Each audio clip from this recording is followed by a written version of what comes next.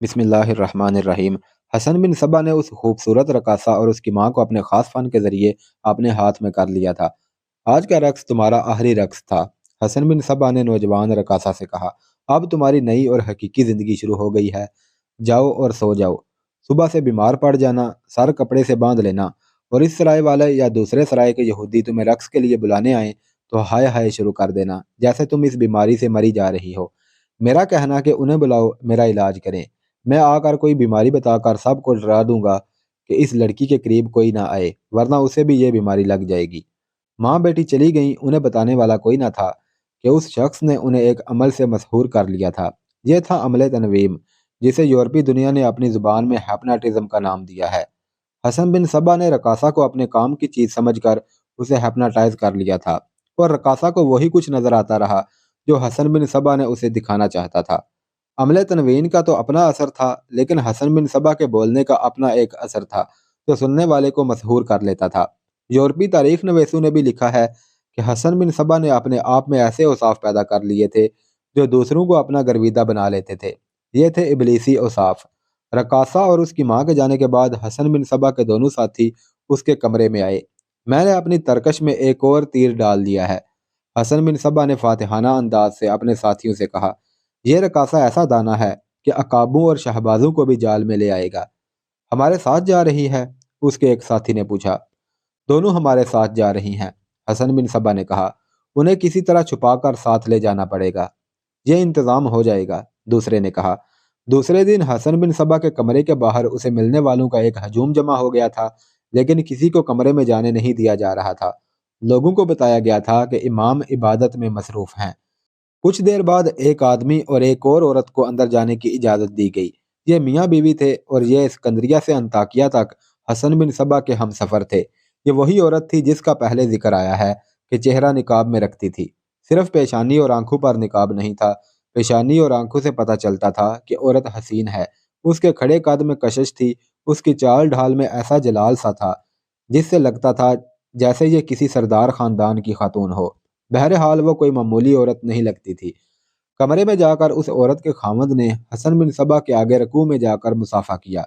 वो पीछे हटा तो औरत ने आगे बढ़कर हसन बिन सबा का दायां हाथ अपने दोनों हाथों में लेकर पहले आंखों से और होंठों से लगाया, फिर उसका हाथ एहतराम से उसकी गोद में रख दिया। बैठ जाओ मेरे हम सफरो, हसन बिन सबा ने कहा, और खामद से पूछा, तुम लोग कहाँ गए थे और किस मंजिल के मुसाफिर हो? हमारी मंजिल रे है, खामद ने जवाब दिया। मैं असलन असफ़हानी हूँ, हाफिज असफ़हानी मेरा नाम है। रिज़्क के पीछे बहुत सफ़र किया है और अल्लाह ने झोली भर के रिज़्क दिया है। दूसरी तलाश इल्म की है, इल्म के हसूल के लिए बहुत सफ़र किया है। सुना था मिस्र में दो आलिम हैं जिनके पास इल्म का समुंदर है। मैं अपनी इस बीवी को साथ लेकर मिस्र गया था। उन उलमा से मिला, लेकिन उन्होंने इल्म को अपने ही एक नज़रिए में महदूद कर दिया है। वो अबैदी हैं, हसन बिन सबा ने कहा, और जाहिर करते हैं कि इस्माइली हैं।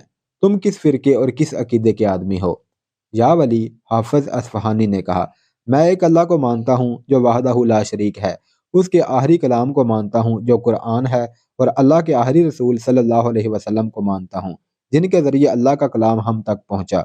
इससे ज्यादा मुझे कुछ इल्म नहीं कि मैं कौन से फिरके से ताल्लुक रखता हूँ। अब रहे क्यों जा रहे हो? हसन बिन सबा ने पूछा। अबू मुस्लिम राजी से मिलूंगा, हाफिज असफहानी ने जवाब दिया। वो वहाँ अमीर है, अल्लाह को मानने वाला हाकिम है। इससे तुम्हें क्या हासिल होगा? मैंने उसे कुछ बताना है, हाफिज असफहानी ने जवाब दिया। मैं खिलजान गया था, वहाँ एक बड़ा ही खतरनाक फिरका सर उठा रहा है। एक शख्स अहमद बिन अताश ने खिलजान पर कब्जा कर लिया है। सुना है वो शोबदाबाजी और सहर का माहिर है। सुना था कि कला शादर और खिलजान के दरमियानी इलाके में एक पहाड़ी पर अल्लाह का एलची उतरा था, और इस इलाके के लोगों ने उसे देखते ही अल्लाह का एलची मान लिया है। उस एलची का नाम हसन बिन सबा है। वो आपका हम नाम है, बल्कि मैं तो ये कहूँगा कि वो आपके नाम की तौहीन है। आप अल्लाह के महबूब और बरगजीदा बंदे हैं। मैं नहीं समझ सकता कि आपको वली कहूँ या इमाम कहूँ। तुमने उसका नाम गलत सुना है, हसन बिन सबा ने कहा। उसका नाम हसन बिन इब्ने सबा है। लोगों ने उसे हसन बिन सबा बना दिया है। ये तो बहुत ही अच्छा है, हाफिज असफहानी ने कहा। उसका सही नाम सुनकर मुझे रूहानी इत्मीनान हो गया है कि आपके नाम की बेद भी नहीं हो रही। सुना है उस अहसन इब्ने सबा की जुबान में और बोलने के अंदाज में ऐसा जादू है कि पत्थरों को भी मोम कर लेता है। یہ بھی معلوم ہوا ہے کہ اس نے اور احمد بن عطاش نے لوگوں کی ایک فوج تیار کر لی ہے۔ یہ باقاعدہ فوج نہیں، لوگ اپنے اپنے گھروں میں رہتے ہیں، انہیں تیگ زنی، تیر اندازی، برچی بازی اور گھوڑ سواری کی تربیت دی جاتی ہے۔ کیا تم ان لوگوں کے متعلق ابو مسلم راضی کو بتاؤ گے؟ حسن بن صبا نے پوچھا۔ ہاں یا ولی، حافظ اصفہانی نے جواب دیا، میں تو سلطان ملک شاہ تک بھی پہنچوں گا اور اسے اکساؤں گا کہ وہ اس باطل فرقے کو طاقت سے ختم کرے۔ مجھے یہ بھی معلوم ہوا ہے کہ بڑی مدت سے یہ لوگ قافلوں کو لوٹ رہے ہیں، وہ زر و جواہرات لوٹتے ہیں اور لڑکیوں کو اپنے ساتھ لے جاتے ہیں، 8-10 سال کی عمر کی بچیوں کو بھی لے جاتے ہیں اور انہیں اپنے مذموم مقاصد اور عزائم کے مطابق تربیت دیتے ہیں۔ زر و جواہرات کا استعمال بھی یہی ہوتا ہے۔ میں جانتا ہوں، حسن بن صبا نے کہا، وہ بہت خطرناک لوگ ہیں۔ حافظ اصفہانی کو معلوم نہ تھا کہ اس نے جس حسن بن صبا کی بات سنی ہے وہ یہی شخص ہے جسے وہ ولی اور امام کہہ رہا ہے، اور احمد بن عطاش اس کا استاد ہے۔ حسن بن صبا حافظ اصفہانی سے یہ باتیں سن کر ذرا سا بھی نہ چونکا، نہ اس نے کسی رد عمل کا اظہار کیا، بلکہ حافظ اصفہانی کی باتوں کی تائید کرتا اور احمد بن عطاش پر لعنت بھیجتا رہا۔ اب ایک عرض سن لیں یا ولی، حافظ اصفہانی نے کہا۔ اجازت ہو تو کہوں؟ اجازت کی کیا ضرورت ہے، حسن بن صبا نے کہا، کہو جو کہنا ہے۔ اولاد سے محروم ہوں، حافظ اصفہانی نے کہا، پہلی بیوی سے بھی اولاد نہیں ہوئی، وہ فوت ہو گئی تو کچھ عرصے بعد میں نے اس کے ساتھ شادی کر لی۔ اس کے ساتھ کب شادی کی ہے؟ حسن بن صبا نے پوچھا۔ 12-13 سال ہو گئے ہیں، حافظ اصفہانی نے جواب دیا۔ اس کا پہلا خاوند ایک قافلے میں ڈاکوؤں کے ہاتھوں مارا گیا تھا۔ کیا اس سے اس کا کوئی بچہ تھا؟ ایک بچی تھی، حافظ نے جواب دیا، 9-10 سال کی تھی، ڈاکو اسے اٹھا کر لے گئے تھے۔ بہت خوبصورت بچی تھی، حافظ کی بیوی نے کہا، مجھے اس سے بہت پیار تھا، شاید یہ اس کے غم کا اثر ہے کہ میں کوئی بچہ پیدا نہ کر سکی، اور مجھے اس بیوی سے اتنا پیار ہے کہ میں صرف اولاد کی خاطر دوسری شادی نہیں کروں گا۔ حافظ اصفہانی نے کہا، آپ کو اللہ نے کرامت عطا کی ہے، چہرے سے نقاب ہٹا دو، حسن بن صبا نے عورت سے کہا۔ عورت نے چہرہ بے نقاب کیا تو حسن بن صبا کو ایسا دھچکا لگا کہ وہ بدک گیا اور اس کے چہرے کا رنگ بدل گیا۔ اس کی ایک وجہ تو شاید یہ ہوگی کہ یہ عورت غیر معمولی طور پر حسین تھی، اس کی عمر زیادہ تھی، لیکن اس کے چہرے پر معصومیت ایسی کہ وہ 25-26 سال کی نوجوان لڑکی لگتی تھی۔ حسن بن صبا کے بدکنے کی دوسری وجہ یہ تھی کہ اسے یوں لگا جیسے شمونہ نے اس کے سامنے اپنا چہرہ بے نقاب کر دیا ہو۔ شمونہ وہ لڑکی تھی جسے حسن بن صبا مرو لے گیا تھا اور اسے اپنی بیوہ بہن بتایا اور نام فاطمہ بتایا تھا۔ وہ نظام الملک کی جگہ وزیر اعظم بننے کے لیے اس لڑکی کو استعمال کر رہا تھا کہ بھانڈا پھوٹ گیا اور اسے اس لڑکی کے ساتھ شہر بدر کر دیا گیا تھا۔ اب اس کے سامنے جو چہرہ بے نقاب ہوا تھا وہ اسی لڑکی کا چہرہ تھا جس کا نام شمونہ تھا۔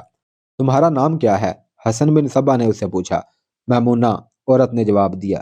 حسن بن صبا عام سے دماغ والا انسان نہیں تھا، اس نے اپنے دماغ میں ایسی طاقت پیدا کر لی تھی جسے 3 مورخوں نے مفوق العقل کہا ہے۔ میمونہ، حسن بن صبا نے کہا، تمہیں واقعی اپنی بیٹی سے بہت محبت تھی، اس لیے تم نے اس کا نام شمونہ رکھا تھا، یہ نام تمہارے نام سے ملتا ہے۔ یہ حسن بن صبا کی قافیہ شناسی تھی کہ اس عورت کی بیٹی قافلے سے اغوا ہوئی تھی اور اس کی بیٹی کی شکل اس کے ساتھ ملتی تھی، اس لیے حسن بن صبا نے بڑی گہری سوچ میں سے ہوا میں تیر چلایا جو ٹھیک نشانے پر جا لگا۔ یا امام، میمونہ نے حیرت زدگی کے عالم میں کہا، میں نے تو آپ کو اپنی بیٹی کا نام نہیں بتایا تھا۔ نہیں میمونہ، حسن بن صبا نے کہا، اگر تمہارے بتانے سے مجھے تمہاری بیٹی کا نام معلوم ہوتا تو پھر میرا کیا کمال ہوا۔ یا امام، میمونہ نے کہا، میں نے آپ کو امام مان لیا ہے، آپ کو یہ بھی معلوم ہوگا کہ وہ زندہ ہے یا نہیں، اگر زندہ ہے تو کہاں ہے۔ حسن بن صبا نے اپنے آپ پر مراقبہ کی کیفیت طاری کر لی، آنکھیں بند کر لی، ہاتھوں سے عجیب طرح کی حرکتیں کرنے لگا، پھر ایک بار اس نے تالی بجائی۔ وہ زندہ ہے، حسن بن صبا نے مراقبے سے بیدار ہو کر میمونہ سے کہا، اور اسے رے میں دیکھا گیا ہے۔ کیا یہ پتہ چل سکتا ہے کہ رے میں وہ کہاں مل سکتی ہے؟ میمونہ نے پوچھا۔ امیر شہر ابو مسلم راضی سے اس کا سراغ مل سکتا ہے، حسن بن صبا نے جواب دیا۔ شمونہ کے ساتھ مجھے ابو مسلم راضی کا چہرہ بھی نظر آیا ہے۔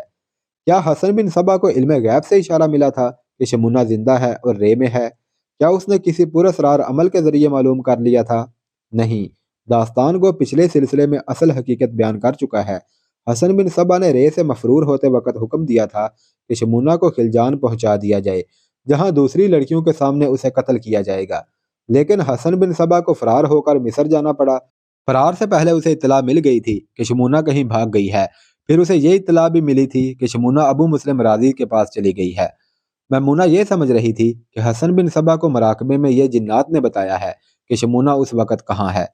کیا میری بیٹی مجھے مل جائے گی؟ میمونہ نے پوچھا۔ ہاں، حسن بن صبا نے جواب دیا، مل جائے گی۔ یا امام، میمونہ نے کہا، اب یہ بتا دیں کہ میرا کوئی اور بچہ ہوگا یا نہیں۔ حسن بن صبا ایک بار پھر مراقبے میں چلا گیا۔ نہیں نہیں، کچھ دیر بعد آنکھیں بند کیے ہوئے وہ اپنے آپ سے باتیں کرنے کے انداز سے بولا، کچھ کرو، کوئی طریقہ، کوئی ذریعہ بتاؤ، میں انہیں 2 بچے دینا چاہتا ہوں۔ اچھا، ہاں بتاتا، چلو قبر کی نشانی بتاؤ۔ ٹھیک ہے۔ حسن بن صبا نے خاصی دیر بعد آنکھیں کھولی، ایک بچے کی امید بند گئی ہے۔ حسن بن صبا نے میمونہ کے خاوند سے کہا، لیکن میرے جنات نے جو طریقہ بتایا ہے وہ ذرا خطرناک ہے، ضروری نہیں کہ اس میں جان چلی جائے، میں تمہاری حفاظت کا انتظام کر دوں گا، لیکن خطرے کے لیے بھی ہمیں تیار رہنا چاہیے۔ آپ طریقہ بتائیں، حافظ اصفہانی نے کہا۔ یہ کام تمہیں ہی کرنا پڑے گا۔ حسن بن صبا نے کہا، میں کاغذ پر لکھ کر اور یہ کاغذ طے کر کے تمہیں دوں گا، دن کے وقت قبرستان میں جا کر کوئی ایسی قبر دیکھ لینا جو بیٹھ گئی ہو، ایک کدال ساتھ لے جانا، قبر میں اتر جانا اور کدال سے اتنی مٹی نکال کر باہر پھینکنا جو تمہارے اندازے کے مطابق تمہارے جسم کے وزن کے جتنی ہو۔ مٹی 2 بالشت چوڑی جگہ سے نکالنا تاکہ گڑھا بنتا چلا جائے۔ یہ گڑھا اس طرف سے کھودنا ہے جس طرف مردے کا سر ہوتا ہے، ہو سکتا ہے مردے کی کھوپڑی نظر آ جائے۔ کھدائی ختم کر دینا اور یہ کاغذ کھوپڑی پر رکھ کر کھودی ہوئی مٹی سے گڑھا بھر دینا اور واپس آ جانا۔ اگر کھوپڑی نظر نہ آئے تو یہ اندازہ کر لینا کہ تمہارے جسم کے وزن جتنی مٹی نکل آئی ہے۔ یہ کاغذ گڑھے میں رکھ کر گڑھا مٹی سے بھر کر آ جانا، 11 دنوں بعد تمہیں میمونہ خوشخبری سنا دے گی۔ حسن بن صبا کے دونوں ساتھی اس کے پاس بیٹھے ہوئے تھے۔ تم دونوں کو معلوم ہے کون سی قبر موضوع ہے؟ اس نے دونوں ساتھیوں سے کہا، صبح اسے ساتھ لے جانا اور قبرستان میں کوئی بہت پرانی اور بیٹھی ہوئی قبر اسے دکھا دینا، رات کو یہ اکیلا جائے گا۔ حسن بن صبا نے کاغذ کے ایک پرزے پر کچھ لکھا، منہ ہی منہ میں کچھ پڑھ کر کاغذ پر پھونکے ماری، کاغذ طے کر کے حافظ اصفہانی کو دیا اور کہا کہ اسے کھول کر نہ دیکھے۔ حافظ اور اس کی بیوی میمونہ چلے گئے۔ تم نے اس شخص کی باتیں سنی ہیں؟ حسن بن صبا نے اپنے ساتھیوں سے کہا، یہ کوئی معمولی آدمی نہیں، مالدار اور سردار ہے، یہ ابو مسلم راضی کے پاس جا رہا ہے، اسے بتائے گا کہ خلجان میں کیا ہو رہا ہے، ہمارے خلاف طوفان کھڑا کرے گا۔ ایک ساتھی نے کہا، آپ حکم دیں، کیا کرنا ہے؟ کیا یہ بتانے کی ضرورت ہے؟ حسن بن صبا نے کہا، کل رات یہ قبرستان سے زندہ واپس نہ آئے، میں نے اسے سب کچھ تمہاری موجودگی میں بتایا ہے، تمہیں قبرستان میں پہلے سے موجود ہونا چاہیے۔ اب یہ ہم پر چھوڑ دیں، اس کے ساتھی نے کہا، اس کی لاش اسی قبر میں سے ملے گی جس میں کھدائی کر کے وہ تعویذ رکھنے جائے گا۔ اس کی بیوی کا کیا بنے گا؟ دوسرے ساتھی نے پوچھا۔ یہ ہمارے ساتھ جائے گی، حسن بن صبا نے کہا، ہمارے کام کی عورت ہے، ہو سکتا ہے اس کے ذریعے اس کی بیٹی شمونہ واپس آ جائے۔ اگلے روز ابھی سورج طلوع ہوا ہی تھا کہ حافظ اصفہانی حسن بن صبا کے ساتھیوں کے کمرے میں گیا۔ وہ انہیں قبرستان لے جانا چاہتا تھا، دونوں تیار تھے، اس کے ساتھ چلے گئے۔ وہ ایک وسیع و عریض قبرستان تھا جس میں نئی قبریں بھی تھیں اور پرانی بھی، اور کچھ اتنی پرانی کہ ان کے ذرا ذرا سے نشان باقی رہ گئے تھے۔ ضرورت ایسی قبر کی تھی جو بیٹھ گئی ہو، یعنی جو اندر کو دھنس گئی ہو۔ قبرستان کا یہ حصہ ایسا تھا جو بارشوں کے بہتے پانی کے راستے میں آتا تھا۔ وہاں دھنسی ہوئی چند قبریں نظر آ گئیں۔ ایک قبر اتنی زیادہ دھنس گئی تھی کہ اس میں مدفون مردے کی کھوپڑی اور کندھوں کی ہڈیاں نظر آ رہی تھی۔ یہ قبر آپ کا کام کرے گی، حسن بن صبا کے ایک ساتھی نے کہا، آپ کو کھدائی نہیں کرنی پڑے گی، رات کو اس میں اتریں اور امام کا دیا ہوا کاغذ اس کھوپڑی کے منہ میں رکھ دیں اور پھر اس پر کدال سے مٹی ڈال دیں۔ مٹی بہت ساری ڈالنا بھائی صاحب، دوسرے ساتھی نے کہا، اپنے وزن کے برابر مٹی ہو، میں آپ کو ایک خطرے سے خبردار کرنا ضروری سمجھتا ہوں۔ آپ کو ننگی کھوپڑی مل گئی ہے، یہ آپ کی مراد پوری کر دے گی اور بہت جلد کر دے گی، لیکن آپ نے ذرا سی بھی بد پرہیزی یا بے احتیاطی کی تو یہ کھوپڑی آپ کی جان لے لے گی۔ پھر بھی اس موقع سے ضرور فائدہ اٹھائیں، دوسرا ساتھی بولا۔ امام نے آپ کی حفاظت کا انتظام کر دیا ہے، اللہ کا نام لے کر رات کو آ جائیں۔ میں ضرور آؤں گا، حافظ اصفہانی نے پرعزم لہجے میں کہا۔ اسے بتانے والا کوئی نہ تھا کہ یہ دن اس کی زندگی کا آخری دن ہے اور اس کی آنکھیں کل کا سورج نہیں دیکھ سکیں گی۔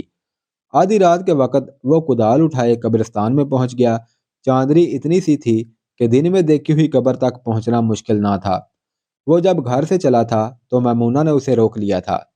معلوم نہیں میرے دل پر بوجھ سا کیوں آ پڑا ہے، میمونہ نے کہا تھا۔ کیا میں آپ کے ساتھ نہیں چل سکتی؟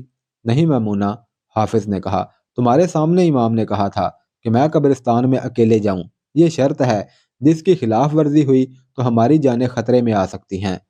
میری ایک بات مانیں، میمونہ نے کہا تھا، مجھے بچہ نہیں چاہیے، آپ ہیں تو سب کچھ ہے، اس وقت قبرستان میں نہ جائیں۔ تم تو بڑے مضبوط دل والی تھی میمونہ، حافظ نے بڑے پیارے انداز میں کہا تھا۔ میں میدان جنگ میں نہیں جا رہا، میں تو فانی سمندر میں نہیں جا رہا، مجھے اللہ حافظ کہو میمونہ، میرے جانے کا وقت ہو رہا ہے۔ اللہ حافظ، میمونہ نے کہا۔ حافظ اصفہانی جب میمونہ کو اللہ حافظ کہہ کر اس کی نظروں سے اوجھل ہو گیا تو میمونہ کو ہچکی سی آئی اور اس کا دل ڈوب گیا تھا، جیسے اسے غیب سے اشارہ ملا ہو کہ کوئی انہونی ہونے والی ہے۔ وہ اپنے کمرے میں چلی گئی اور دروازہ کھلا رکھا۔ اسے نیند آ جانی چاہیے تھی، لیکن اس کے جسم کا رواں رواں ریشہ ریشہ بے کلی بڑھتی جا رہی تھی۔ رات گزرتی جا رہی تھی۔ رات کا آخری پہر شروع ہو گیا۔ میمونہ کو ذرا سی آہٹ سنائی دیتی تو دوڑ کر دروازے تک جاتی اور مایوس لوٹ آتی۔ اسے مؤذن کی آواز سنائی دی تو میمونہ کے دل سے ہوک اٹھی۔ مؤذن نے اذان کے الفاظ میں اعلان کر دیا تھا کہ رات گزر گئی ہے۔ اتنا وقت نہیں لگنا چاہیے تھا، اس کے دل نے کہا۔ دل کانپ رہا تھا، اس کا پورا وجود کانپ رہا تھا۔ اس نے وضو کیا اور مصلے پر کھڑی ہو گئی۔ فجر کی پوری نماز پڑھ کر اس نے نفل پڑھنے شروع کر دیے۔ ہر 4 نفلوں کے بعد ہاتھ پھیلا کر اپنے خاوند کی سلامتی کی دعا مانگتی تھی۔ آنسو اس کا حسن دھوتے رہے۔ اس کا دل اتنی زور سے دھڑکنے لگا تھا کہ وہ اس کی آواز سن سکتی تھی۔ جب صبح کا اجالا سفید ہو گیا تب وہ حسن بن صبا کے ساتھیوں کے کمرے کی طرف اٹھ دوڑی۔ دونوں ہاتھ زور زور سے دروازے پر مارے۔ کواڑ دھماکے سے کھلے۔ دونوں آدمی ناشتہ کر رہے تھے۔ انہوں نے بدک کر دیکھا۔ حافظ آدھی رات کے وقت قبرستان میں گئے تھے۔ میمونہ نے کہا، ابھی تک نہیں آئے، انہیں دیکھو۔ ہم دیکھنے جائیں گے، ایک نے کہا۔ ذرا دل مضبوط کریں، وہ آ جائیں گے۔ اس شخص نے دراصل یہ کہنا تھا کہ حافظ اصفہانی کبھی واپس نہیں آئے گا۔ گزشتہ رات یہ دونوں حافظ اصفہانی سے پہلے قبرستان میں پہنچ گئے اور اس قبر سے کچھ دور ایک گھنی جھاڑی کے پیچھے چھپ کر بیٹھ گئے تھے۔ چاندنی میں انہوں نے حافظ کو آتا دیکھ لیا۔ وہ قبر میں اترا اور جھک کر کھوپڑی پر حسن بن صبا کا دیا ہوا تعویذ رکھنے لگا۔ دونوں اٹھے اور حافظ کے عقب میں جا پہنچے۔ حافظ نے تعویذ کھوپڑی پر رکھ دیا۔ وہ جو ہی سیدھا ہوا، پیچھے سے 2 ہاتھوں نے اس کی گردن کو شکنجے میں جکڑ لیا۔ دوسرے آدمی نے اس کے پیٹ میں پوری طاقت سے گھونسے مارنے شروع کر دیے۔ تھوڑی سی دیر میں حافظ کا جسم ساکت و جامد ہو گیا۔ دونوں نے اچھی طرح یقین کر لیا کہ وہ مر گیا ہے۔ اسے دھنسی ہوئی قبر میں لٹا دیا اور واپس آ گئے۔ صبح میمونہ ان کے کمرے میں گئی اور بتایا کہ اس کا خاوند واپس نہیں آیا تو دونوں نے جلدی جلدی ناشتہ کیا اور قبرستان کی طرف چل دیے۔ میمونہ نے کہا کہ وہ بھی ساتھ جائے گی۔ انہوں نے اسے بھی ساتھ لے لیا۔ قبرستان میں پہنچے تو دور سے انہیں اس قبر کے ارد گرد چند ایک آدمی کھڑے نظر آئے۔ وہ میمونہ کے ساتھ پہنچے تو میمونہ کو دھنسی ہوئی قبر میں اپنے خاوند کی لاش پڑی دکھائی دی۔ میمونہ کی چیخ نکل گئی۔ لوگوں کی مدد سے لاش اٹھا کر سرائے میں لے آئے۔ حسن بن صبا کو اطلاع ملی تو دوڑتا باہر آیا۔ اسے تو اس کے ساتھیوں نے رات کو آ کر بتا دیا تھا کہ وہ اس کے حکم کی تعمیل کر آئے ہیں۔ حسن بن صبا نے انہیں خاص شراب پلائی تھی۔ یاد رکھو دوستو، حسن بن صبا نے انہیں کہا تھا، جس پر ذرا سا بھی شک ہو اسے ختم کر دو۔ یہ شخص ہمارے لیے خطرناک ہو سکتا تھا۔ اس کی بیوی اب ہمارے ساتھ رہے گی، اس کے پاس مال و دولت بھی ہے، یہ بھی اب ہمارا ہے۔ جاؤ اور صبح کا انتظار کرو۔ صبح اسے اطلاع ملی کہ قبرستان سے حافظ اصفہانی کی لاش آئی ہے تو وہ کمرے سے دوڑتا نکلا اور لاش تک پہنچا۔ اس نے لاش کو ہر طرف سے دیکھا، دونوں ہتھیلیاں دیکھی اور گھبراہٹ کی ایسی اداکاری کی کہ دیکھنے والوں پر خوف و ہراس طاری ہو گیا۔ اس نے میمونہ کو دیکھا جس کی آنکھیں رو رو کر سوج گئی تھی۔ میمونہ، حسن بن صبا نے کہا، میرے ساتھ آؤ، جلدی، ایک لمحہ دیر نہ لگانا۔ اس نے اپنے ایک ساتھی سے کہا، تم بھی میرے ساتھ آؤ، وقت بہت تھوڑا رہ گیا ہے۔ وہ میمونہ اور اپنے ساتھی کو اپنے کمرے میں لے گیا اور دروازہ بند کر لیا۔